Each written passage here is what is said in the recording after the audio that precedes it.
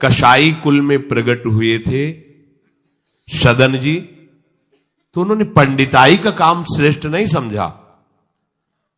स्वधर्मो निधनो श्रेया परधर्मो भयावहा।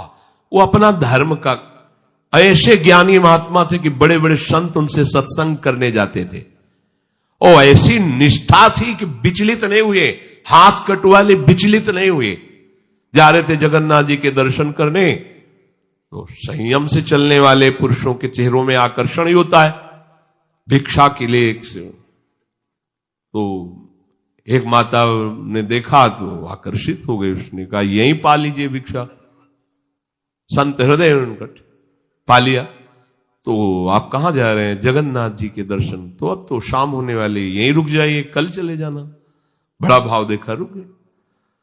वो रात्रि में उनके पास आई, गलत भावना प्रकट की, तो कहा कि तुमको तो ऐसा सोचना भी नहीं चाहिए, तुम्हारे तो पति विराजमान है। तो उसको लगा कि इनका आशय कहने का है कि तुम्हारे तो पति, अगर पति ना होते तो काम अग्नि ऐसी होती बुद्धि भ्रष्ट कर देती। आई और कहा तो पति को राधे राधे कर दिया, तो आप ऐसा तूने कैसे सोच लिया, तेरी ऐसी भावना। बोले अब ज्यादा हमारे सामने बाबागिरी नहीं, अब हम जो कहें वही कहो, नहीं तो हम जब पति को मार सकती है तो तुम्हें अभी पूरी जनता से मरवा सकती है। तो उनका प्राण दे सकता हूं, धर्म से विमुख नहीं हो सकता। उसने मचा दिया हल्ला, लोग एकत्रित, देखो देखो ये धर्म करने का फल। मांग रहा था रोटी, हमने इसको बैठ के पवाया और कहा कि आज रात्रि यहीं रुक जाओ। रात्रि में रुका, हमारे साथ गंदा आचरण करना चाहा, पति ने विरोध किया, पति का गला काट दिया। और जाल रचने में माया को देर लगती है क्या? वो मुस्कुरा रहे थे। जगन्नाथ जी बड़ी सुंदर लीला की आपने, भक्त हैं उनके तो सामने भगवान, तो उनके संसार थोड़ी होता है। भक्त केवल भगवान को देखता है, उनकी लीला है। जैसा एक साधु जा रहे थे, तो तरबूजे का खेत था, रखवाला उधर कहीं छुपा हुआ था, तो उनको लघुशंका लगी, तो मेड़ के इधर लघुशंका करे थे, इधर तरबूजे का खेत था। उसने समझा कि कोई तरबूजा चुराने के लिए झुका, तो लाठी लेकर सीधे आया और पीछे से लाठी मारी। अब मस्तक खुल गया, रक्त बहने लगा। जब वो घूमे तो देखा कंठी तिलक महात्मा। तो कहा अरे महाराज, हमने समझा गांव का कोई चोर है तरबूज चुराने के लिए। तो कहा हम तो जानते हैं ना आपको, आप ऐसे ही लीला करते रहते हो। बोले नहीं, हमने पहली बार किसी को मारा है, दोबारा नहीं। बोले हम जानते हैं आपको। तो बोले महाराज क्षमा करो, चलो आपको अस्पताल ले चलते हैं। बोले ये भी हम जानते हैं आपको। और वो तो अपने भाव में वहां ले गए, डॉक्टर ने पट्टी लगाई और एक आदमी आया और उसने कहा साधु को कोई ऐसा पीड़ा दे सकता है? तुम चिंता मत करो। गरम दूध लाया, मीठा करके पिलाया। कहा महाराज आप चिंता मत। बोले हमें चिंता नहीं, लेकिन हम तुम्हें देख करके कह रहे इतना छलिया हो तुम।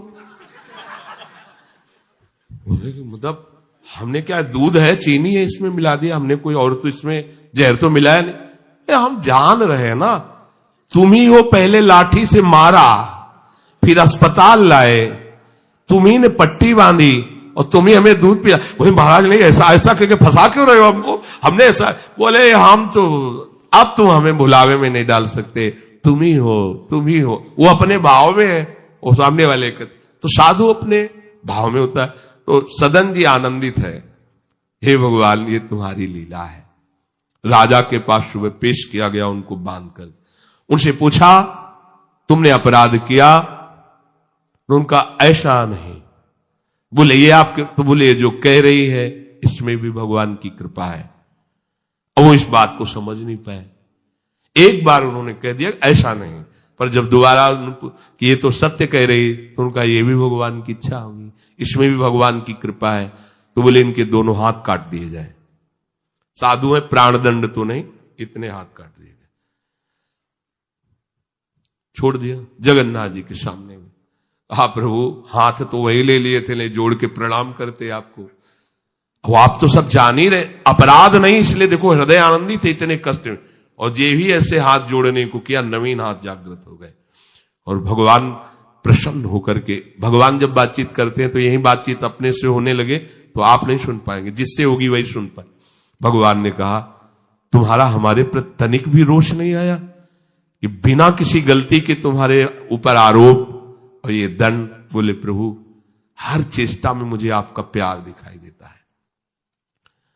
तो वो करके इतने बड़े महात्मा है कि जहां आप भयभीत हो जाएंगे भैया वो ऐसे तो हम धर्म ही से चलते हैं, पर अब सब जान जाएंगे, दंड मिलेगा, इससे अच्छा चल भैया जैसा तेरा। नहीं, प्राण चले जाएंगे धर्म।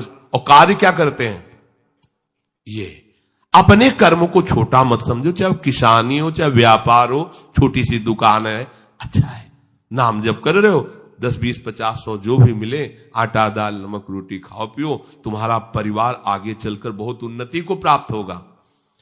बेईमानी करके अधर्म आचरण कर करो तो भैया देख लेना, ऐसा होगा कि तुम सोचोगे कि हमने पाप किया है। सोचोगे एक दिन तुम्हें बैठ के रोना पड़ेगा अपने परिवार के लिए जिनके लिए तुम पाप आचरण करते हो।